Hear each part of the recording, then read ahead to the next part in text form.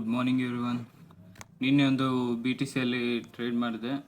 ಏನಿಲ್ಲ, ಸಿಂಪಲ್ಲಾಗಿ ಇಲ್ಲಿಂದ ಈ ಲೆವೆಲಿಂದ ಸೆಲ್ಲರ್ಸ್ ಬರ್ತಿದ್ರು, ಇಲ್ಲಿ ಸೆಲ್ಲರ್ಸ್ ಬರ್ತಿದ್ರು, ಇಲ್ಲಿ ಸೆಲ್ಲರ್ಸ್ ಬರ್ತಿದ್ರು.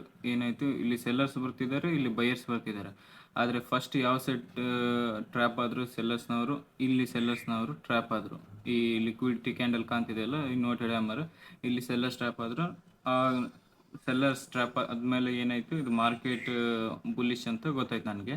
ಗೊತ್ತಾದ್ಮೇಲೆ ನೆಕ್ಸ್ಟ್ ಇದು ಬ್ಯಾಕ್ ಸೈಡಿಂದ 5 ಮಿನಿಟ್ಸಲ್ಲಿ ಒಂದು ಆರ್ಡರ್ ಬ್ಲಾಕ್ ಬರ್ತಿತ್ತು ಇಲ್ಲಿಂದ.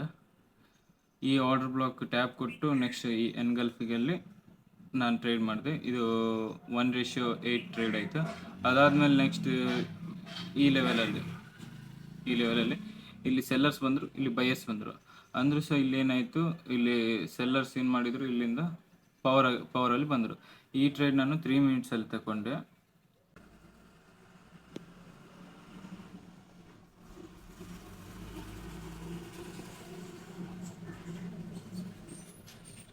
ಇಲ್ಲೇನಾಯಿತು, ಸೆಲ್ಲರ್ಸ್ ಪವರ್ಫುಲ್ಲಾಗಿ ಬಂದರು ಇಲ್ಲಿಂದ ಈ ಲೆವೆಲಿಂದ. ನಾ ಏನು ಮಾಡಿದೆ, ಇಲ್ಲಿ ಸೆಲ್ಲರ್ಸ್ ಟ್ರ್ಯಾಪ್ ಆಗಿದ್ರಲ್ಲ, ಆವಾಗ ನನಗೆ ಏನಾಯಿತು, ಇಲ್ಲಿಂದ ಸೆಲ್ಲಿಂಗ್ ಬರುತ್ತೆ ಅಂತ ಗೊತ್ತಾಯಿತು. ಸೆಲ್ಲಿಂಗ್ ಬರ್ತದೆ ಅಂತ ಗೊತ್ತಾದ್ಮೇಲೆ ನೆಕ್ಸ್ಟ್ ಇಲ್ಲಿ ಒಂದು ಆರ್ಡರ್ ಬ್ಲಾಕ್ ಇತ್ತು, 5 ಮಿನಿಟ್ಸಲ್ಲಿ ಇಲ್ಲಿ ಆರ್ಡರ್ ಬ್ಲಾಕ್ ಇತ್ತು. ಈ ಆರ್ಡರ್ ಬ್ಲಾಕ್ ಟ್ಯಾಪ್ ಕೊಟ್ಟು ಡೌನ್ ಸೈಡ್, ಇದು ಸಹ 1:8.